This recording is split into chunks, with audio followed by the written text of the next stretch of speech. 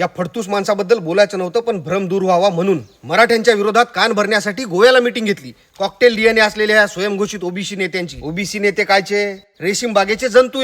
महात्मा फुलेंच्या नावानं गळे काढणाऱ्या हरामींना मराठा हेच कुणबी आहे असं महात्मा फुलेंनी लिहून ठेवलं, हे सुद्धा मान्य नाही. म्हणून रेशीम बागेचे थुका चटणारे गुलाम. मीटिंग यांनी नाही, आपले मतं चोरून पैदा झालेल्या शेंडीवाल्या जनरल डायरनी ठेवली गोव्यात. महाराष्ट्रात आग आग लावूनही मराठा ओबीसी एकत्रच आहेत म्हणून 4 लोक नेऊन खुश केले गोव्यात. गोव्यात काऊन बे? बँकॉकला ने. खुशच करायचं तर. दंगली घडवण्याचं षडयंत्र गोव्यात शिजलं. ओबीसी बांधवांनो, भुलू नका, ह्यो अतिशय कपटी, लबाड आणि धूर्त आहे. असाच वेश बदलून आपले आमदार गुवाहाटीला नेले होते या लांडग्यानं. पहिल्या कॅबिनेट मध्ये धनगर आरक्षण देणार होता, रताळू दिलं. शेतकऱ्यांचा 7-12 कोरा करणार होता, धसकट घातलं मागून. अरबी समुद्रात शिवस्मारक करणार होता, इटकर पण लावली नाही. काय झालं? लाडक्या बहिणीचे पैसे वाढवणार होता, अर्ध्या वगळल्या. Digital city. काय झालं?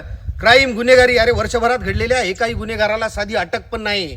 भ्रष्टाचार वाढला राज्यात. हिंदू मुस्लिम मराठी हिंदी शिवाय दुसरा विषयच नाही. सगळ्या सरकारी शाळा बंद पडायल्या. सगळं गुजरातला चाललंय. आवाज उचलला तर आपणच अर्बन नक्षल. आपलं जाऊ द्या हो, मोठमोठे नेते ईडीचा हेंडगा लावून संपवले. संरक्षण कोणाला? अघोरी नवस फेडणाऱ्यांना, तंबाखू मळणाऱ्यांना, रमी खेळणाऱ्यांना, पीक विमा खाणाऱ्यांना, हनी ट्रॅपवाल्यांना. अरे कोणता समाज खुश नाही? राज्यात काय, घरात पण लक्ष नाही. म्हणून हे सुपारीबाज गुन्ह्या, सध्या लक्षात ते 4-2 गोवा रिटर्न ह्या नेत्याचं ऐकून या घरफोड्या चंडाळाचं स्वप्न पूर्ण होऊ देऊ नका. खात्रीशीर सांगतो भावांनो, सोशल मीडियावर 1 लाखापेक्षा जास्त फेक अकाउंट काढले त्यांनी. कालपासून यांचं काम पण सुरू झालं. फेक ओबीसी अकाउंटवरून मराठ्यांना शिव्या घालतील, फेक मराठा अकाउंटवरून ओबीसींना शिव्या घालतील. ते कमेंट टाकून आपली दिशाभूल करतील. मराठा ओबीसी भावांनो, विनंती करतो, सोशल मीडियावर व्यक्त होऊ नका. जे चांगलं आहे तेवढंच पसरवा. पिढ्यानपारचे आपले संबंध बिघडू नका. सहमत असाल तर पुढे पाठवा. सोबत राहू. यांची जिरवणारा एकमेव मर्द मैदानात उभा आहे. डोक्यात तर सोडा हो, याच्या सपनात पण येणार नाही असा विषय होणार.